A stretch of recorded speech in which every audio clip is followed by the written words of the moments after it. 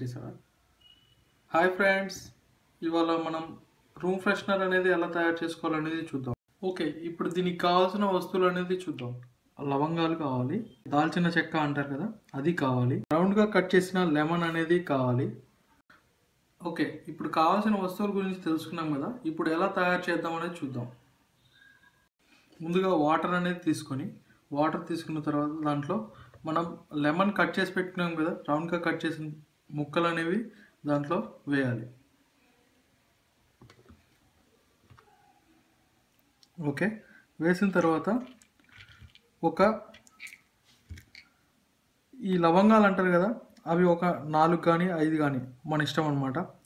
వేసిన తర్వాత చెక్క అనేది ఒక చిన్న ముక్క అనేది వేసిన తర్వాత మీకు ఎక్కడైతే ఫ్రెషనర్ కావాలనుకున్నారో ఆ రూమ్లో కనుక ఈ ప్రోడక్ట్ని పెట్టారంటే కనుక మీకు రూమ్ అనేది స్మెల్ అనేది రాదు. చూశారు కదా ఫ్రెండ్స్, చిన్న చిన్న వస్తువులతోటి, ఇంట్లో దొరికే వస్తువులతోటి రూమ్ ఫ్రెషనర్ అనేది ఎలా తయారు చేస్తారో.